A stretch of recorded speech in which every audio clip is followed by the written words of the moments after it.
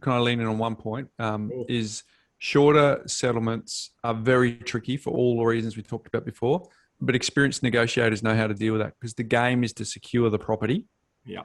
and then deal with negotiation later.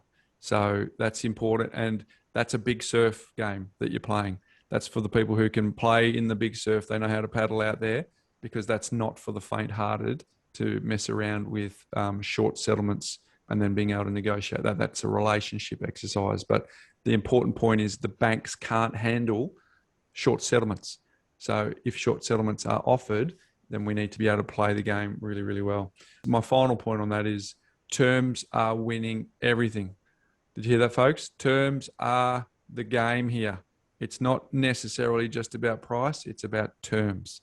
I used the anecdote before, and multiple anecdotes I could pull up, Ben, where we haven't been the highest price, but we've been the highest price, best terms combination, which helps us get it over the line. So the deposit is, be clear on where it's coming from, because folks, if you're going to put a contract in, experienced people know this is a no-brainer, but it's the new to the games that don't. If you are putting in a offer, you are going to have to stump up the deposit within cooee of the offer. Sometimes it's straight away, sometimes it's within 24 hours and everything in between. If you're in Queensland, you can put $1,000 and put a balance when it goes unconditional. There's a whole range of permutations.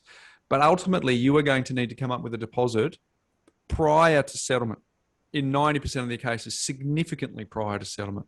So if you're planning on finance encapsulating everything, but you have no liquid access to funds to be able to stump up a deposit, you will be in breach of contract. And in a fast market, an agent will definitely on-sell it, but you also run the risk of losing deposits in certain circumstances. So be clear about where it is coming from. Is it released equity? Is it cash? Or is it unreleased equity? Because that unreleased equity is the enemy here because you won't be able to get access to it. And secondly, how quickly can you access it? I can't tell you how many times I've put a deal together, Ben, where they, yep, cash is liquid, no problem, but it's in an account that they can't access for 72 hours. So where is it coming from? And can you get access to it tonight?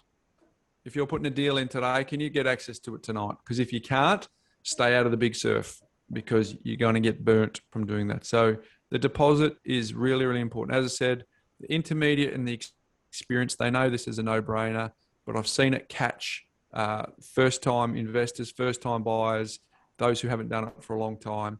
It catches them all the time because I think, yeah, I'm good for it. The bank said I'm good for it. Look, they said I can do that purchase price, but where are you getting the deposit from? Well, at settlement, we'll munge it all together and we'll end up having all funds together, all cross-collateralized. But we'll have the funds. No, you're not in the game if you can't get access to your deposit. So folks, be very, very clear on what that looks like for you.